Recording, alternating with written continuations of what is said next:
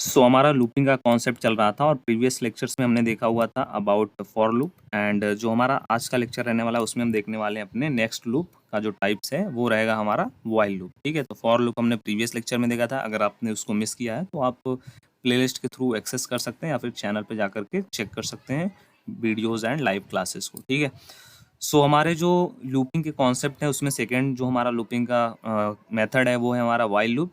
तो हमारा while loop क्या होता है सबसे पहले वो देख लेते हैं। सी लैंग्वेज में एक प्रकार का ये प्रोग्रामिंग रूल होता है, ठीक है, जिसका या फिर कह लें लूप होता है जिसका यूज़ किसी कंडीशन को पूरी होने तक एक ब्लॉक को बार बार चलाने के लिए यूज़ किया जाता है। ठीक है, हमारा ये भी एक लूप होता है as like to for loop की तरह ही वर्क करता है, बट इसका जो कंडीशन देने का मेथड है वो थोड़ा सा डिफरेंट होता है।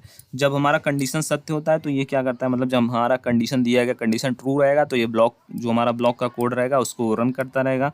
बट जब से ही हमारा कंडीशन रॉन्ग हो जाता है तो ये लूप से बाहर निकल आता है। ठीक है, लूप से बाहर निकल आएगा, नेक्स्ट हमारा जो कोड रहेगा वो एग्जीक्यूट होगा।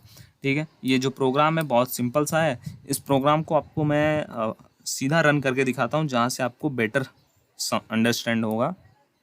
ठीक है, यही था हमारा प्रोग्राम और यहाँ पे हमने किसका यूज़ किया है, यहाँ पे हमने व्हाइल लूप का यूज़ किया है।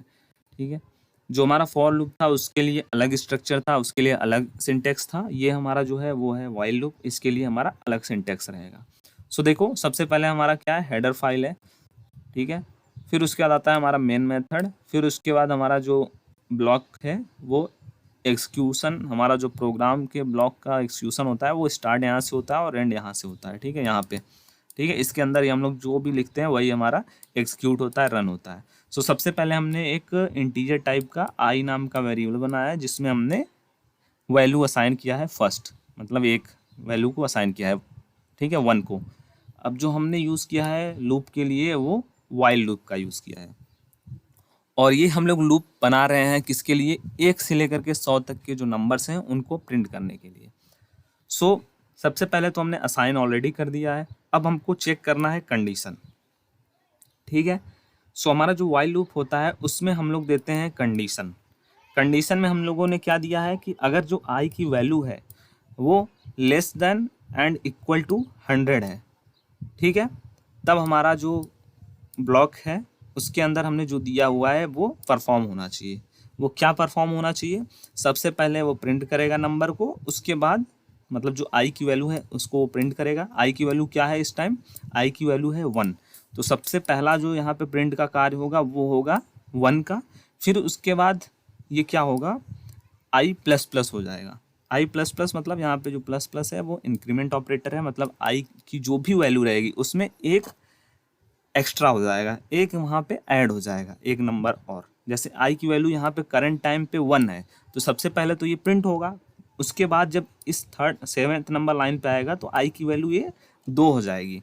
क्यों 2 हो जाएगी, क्योंकि पहले इसकी वैल्यू थी 1, उसके बाद आया इंक्रीमेंट ऑपरेटर। इंक्रीमेंट ऑपरेटर हमारा क्या करता है, वो आई की वैल्यू को या फिर जो भी वैल्यू रहेगी वहाँ पे वेरिएबल को उसको एक इंक्रीज कर देता है। ठीक है, अगर यहाँ पे माइनस माइनस हो जाता तो वो लेस हो जाता है। ठीक है, इस प्रकार ये वर्क करता है। अब फिर से क्या होगा, अभी ये कंडीशन क्या है, ट्रू है, तो ये फिर से अब जाएगा हमारा आई, यहाँ पे चेक करेगा, आई की वैल्यू है 2। ठीक है, 2 जो है वो भी 100 से कम है। ठीक है, तो ये क्या हो जाएगा, फिर हमारा आई की वैल्यू 2 प्रिंट हो जाएगी। फिर यहाँ पे जाएगा तो यहाँ पे पहुँचने के बाद आई की वैल्यू हो जाएगी 3 यहाँ पे होगा, 3 चेक होगा, वो भी 100 से कम है, फिर प्रिंट होगा, फिर उसके बाद यहाँ पहुँच जाएगा। तो इस प्रकार ये वर्क होता रहेगा। एंड हमारे जो रन करते हैं प्रोग्राम को, तो देख लीजिए यहाँ पे जो भी प्रोग्राम का आउटपुट है वो हमें इन सम टाइम, बहुत ही कुछ सेकंड में हमको ये आउटपुट मिल गया। ठीक है, तो ये था हमारा अबाउट व्हाइल लूप। ठीक है, प्रीवियस लेक्चर में हमने देखा था फॉर लूप और विथ प्रोग्राम देखा था, तो ये भी कुछ उसी के अकॉर्डिंग होता है। एंड लास्ट है हमारा डू व्हाइल लूप, जिसको हम देखेंगे नेक्स्ट क्लास में। तब तक के लिए अगर आपने for loop and while loop को नहीं समझा है तो उसको आप देख लेना, अच्छे से समझ लेना। विथ प्रोग्राम मैंने आपको समझाया है, तभी आपको आगे के जो कॉन्सेप्ट हैं वो क्लियर होंगे। ठीक है, उसके बाद हमारा जो नेक्स्ट रहेगा वो रहेगा लूप को जल्दी से एंड करने के लिए हम लोग किस प्रकार का यूज़ करते हैं, क्या कंडीशन लगाते हैं वहाँ पे, या फिर क्या कीवर्ड होता है। ठीक है, इन सब प्रीवियस लेक्चर्स को अगर आपने मिस किया है तो आप प्लेलिस्ट के थ्रू देख सकते हैं या फिर आप चैनल पे जा करके वीडियो सेक्शन में जा करके